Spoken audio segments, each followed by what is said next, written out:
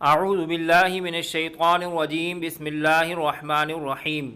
دوستو، اسلام سے قبل اگر دنیا کے مختلف معاشروں میں عورت کی حیثیت دیکھی جائے تو معلوم ہوگا کہ عورتیں مردوں کی محکوم تھیں۔ مرد خواہ باپ ہوتا یا شوہر، بیٹا ہوتا یا بھائی، ان سے جیسا چاہے سلوک کرتا۔ عورتوں کی حیثیت بس ایک خدمت گار کی سی تھی، کہیں ان کے ساتھ جانوروں سے بدتر سلوک ہوتا تو کہیں وراثت میں دیگر مال و اسباب کی طرح ان کا بھی بٹوارا ہوتا، کہیں انہیں شوہر کی موت کے ساتھ اس کی چتا یعنی لکڑیوں کا وہ ڈھیر جس پر ہندو اپنے مردہ کو جلاتے ہیں میں زندہ جل کر ستی ہونا پڑتا، یعنی بیوہ کو مردہ شوہر کی لاش کے ساتھ زندہ جلا دیا جاتا، تو کہیں پیدا ہوتے ہی انہیں زمین میں دفن کر دیا جاتا، کیونکہ بیٹی کی پیدائش کو باعث عار سمجھا جاتا تھا۔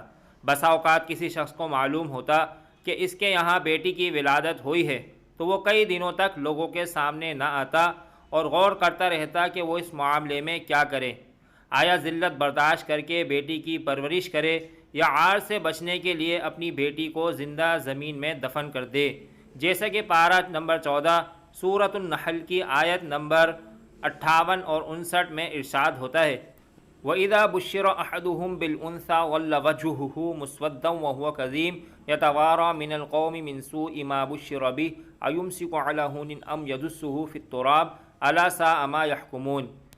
ترجمہ: اور جب ان میں کسی کو بیٹی ہونے کی خوشخبری دی جاتی ہے تو دن بھر اس کا منہ کالا رہتا ہے اور وہ غصہ کھاتا ہے، لوگوں سے چھپتا پھرتا ہے۔ اس بشارت کی برائی کے سبب کیا اسے ذلت کے ساتھ رکھے گا یا اسے مٹی میں دبا دے گا؟ ارے بہت ہی برا حکم لگاتے ہیں۔ دوستو، عہد جاہلیت میں کئی کبھی اور سنگ دلانہ رسمیں رائج تھیں جنہیں لوگ بڑے فخر سے انجام دیا کرتے تھے۔ مثلا ایک رسم یہ بھی تھی کہ بعض لوگ اپنی بیٹیوں کو زندہ زمین میں دفن کر دیا کرتے اور اس پر غمزدہ یا پشیمان ہونے کی بجائے فخر کرتے۔ اس ظالمانہ حرکت کے آغاز کی وجہ یہ بیان کی جاتی ہے کہ ایک بار ربیعہ قبیلے پر ان کے دشمنوں نے شب و خون مارا اور وہ ربیعہ کے سردار کی بیٹی کو اٹھا کر لے گئے۔ جب دونوں قبیلوں کے درمیان صلح ہوئی تو اس لڑکی کو بھی واپس کر دیا گیا اور اسے اختیار دیا گیا کہ چاہے تو اپنے باپ کے پاس رہے یا قید کے دوران جس شخص کے ساتھ رہی تھی اسی کے پاس واپس چلی جائے۔ اس نے اس شخص کے پاس جانا پسند کیا تو اس کے باپ کو بڑا غصہ آیا اور اس نے اپنے قبیلے میں یہ رسم جاری کر دی کہ جب کسی کے ہاں بچی پیدا ہو تو اس کو زندہ زمین میں دفنا دیا جائے تاکہ آئندہ ان کے قبیلے کی ایسی رسوائی نہ ہو۔ پھر دوسرے قبائل میں بھی یہ رواج آہستہ آہستہ مقبولیت اختیار کرتا گیا۔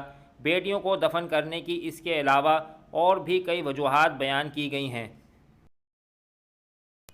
عام عرب کی معاشی حالت بڑی خستہ ہوتی تھی۔ بچیوں کو پالنا، جوان کرنا، پھر ان کی شادی کرنا وہ اپنے لیے ناقابل برداشت بوجھ تصور کرتے تھے، اس لیے ان کو بچپن میں ہی ٹھکانے لگا دیا کرتے تھے۔ قبائل میں باہمی قتل و غارت روزمرہ کا معمول تھا۔ لڑکے جوان ہو کر ایسی لڑائیوں میں ان کا ہاتھ بٹاتے، لڑکیاں لڑائیوں میں بھی شرکت نہ کر سکتیں اور پھر ان کو دشمن کی دستبرد سے بچانے کے لیے بھی انہیں بسا اوقات مختلف مسائل سے دوچار ہونا پڑتا، اس لیے وہ ان کو زندہ رکھنا اپنے لیے وبال جان سمجھتے۔ ان کی جاہلانہ گھمنڈ بھی اس کا ایک سبب تھی۔ وہ کسی کو اپنا داماد بنانا اپنی توہین سمجھتے تھے۔ اس سے بچنے کا یہی آسان طریقہ تھا کہ نہ بچی زندہ ہو، نہ اسے بیایا جائے اور نہ کوئی ان کا داماد بنے۔ وجوہات اگرچہ مختلف اور متعدد تھیں، لیکن یہ ظالمانہ رسم عرب کی جاہلی معاشرے میں اپنے پنجے گاڑ چکی تھی۔ عام طور پر اسے کوئی معیوب چیز یا ظلم بھی نہ سمجھتا تھا۔ باپ اپنی اولاد کا مالک کل ہوتا، چاہے اسے زندہ رکھے یا قتل کر دے۔ کسی کو اس پر اعتراض کا کوئی حق حاصل نہیں تھا، بلکہ ایک ہی شخص اپنی کئی بیٹیوں کو زندہ درگور کر دیتا اور اسے ذرا بھی افسوس نہ ہوتا، جیسا کہ امیر المومنین حضرت سیدنا عمر فاروق رضی اللہ تعالی عنہ فرماتے ہیں کہ حضرت سیدنا قیس بن عاصم رضی اللہ تعالی عنہ ایک بار سرکار صلی اللہ علیہ وسلم کی بارگاہ میں حاضر ہوئے تو زمانہ جاہلیت میں بیٹیوں کے زندہ درگور کرنے کے فعل پر شرمسار ہوتے ہوئے عرض کی، میں نے زمانہ جاہلیت میں 8 بیٹیوں کو زندہ دفن کیا، کیا میرا یہ گناہ معاف ہو جائے گا؟ تو آپ صلی اللہ علیہ وسلم نے ارشاد فرمایا، معاف تو اسلام لانے کے ساتھ ہی ہو چکا ہے، البتہ ہر زندہ درگور کی گئی بیٹی کے بدلے تم ایک غلام آزاد کرو۔ عرض کی، میرے پاس اونٹ بہت ہیں۔ ارشاد فرمایا، تو پھر ہر بیٹی کے بدلے ایک جانور صدقہ کرو۔ دوستو، سیدنا قیس بن عاصم رضی اللہ تعالی عنہ کے اقرار سے بخوبی یہ اندازہ لگایا جا سکتا ہے کہ جب انہوں نے اپنی 8 بیٹیوں کو زندہ دفن کیا تھا تو نامعلوم دوسروں نے کتنی بیٹیوں کو دفن کیا ہوگا، لیکن اس کے باوجود اس سنگ دل معاشرے میں خال خال ایسے لوگ بھی موجود تھے جو معصوم بچیوں کی بے کسی پر خون کے آنسو بہاتے اور جہاں تک ممکن ہوتا بچیوں کو زندہ دفن ہونے سے بچانے کی کوشش کرتے۔ مثلا امیر المومنین حضرت سیدنا فاروق اعظم رضی اللہ تعالی عنہ کے چچا زاد بھائی اور حضرت سیدنا سعید بن زید رضی اللہ تعالی عنہ کے والد زید بن عمر بن نفیل کو جب پتہ چلتا کہ فلاں کے ہاں لڑکی پیدا ہوئی ہے اور وہ اس کو زندہ دفن کرنا چاہتا ہے تو دوڑ کر اس کے پاس جاتے اور اس بچی کی پرورش اور اس کی شادی وغیرہ کے اخراجات کی ذمہ داری اٹھاتے اور اس طرح اس ننھی کلی کو کھلنے سے پہلے ہی مسل ڈالنے سے بچا لیتے۔ مشہور شاعر فرزدق کے دادا حضرت سیدنا صعصع بن ناجیہ رضی اللہ تعالی عنہ کا بھی یہی معمول تھا۔ حضرت سیدنا علامہ آلوسی علی رحمۃ اللہ علیہ نے طبرانی کے حوالے سے لکھا ہے کہ حضرت سیدنا صعصع بن ناجیہ رضی اللہ تعالی عنہ نے عرض کی، یا رسول اللہ صلی اللہ تعالی علیہ وآلہ وسلم، میں نے زمانہ جاہلیت میں بھی نیک کام کیے ہیں، کیا مجھے ان کا بھی اجر ملے گا؟ مثلا میں نے 360 بچیوں کو زندہ درگور ہونے سے بچایا اور ہر ایک کے عوض 2 10 ماہی گابن اونٹنیاں اور ایک اونٹ بطور فدیہ ان کے باپوں کو دیا، کیا مجھے اس عمل کا کوئی اجر ملے گا؟ تو سرکار دو عالم صلی اللہ تعالی علیہ وآلہ وسلم نے ارشاد فرمایا، اس عمل کا اجر تو تجھے مل گیا، اللہ عز و جل نے تجھے اسلام لانے کی توفیق مرحمت فرمائی اور تجھے نعمت ایمان سے سرفراز کر دیا۔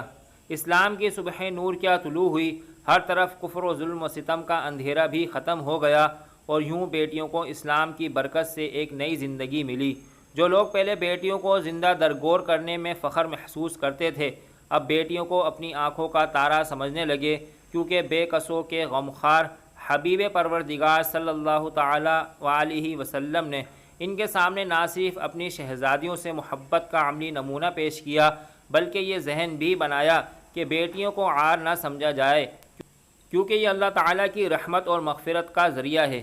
نیز اللہ کے محبوب صلی اللہ تعالی علیہ وآلہ وسلم نے اولاد بالخصوص بیٹیوں کی پرورش کے متعلق فضائل بیان فرما کر ان کی اہمیت کو بھی خوب اجاگر فرمایا۔ اللہ تعالی ہم سب کو بیٹیوں کی قدر کرنے کی توفیق عطا فرمائے، آمین۔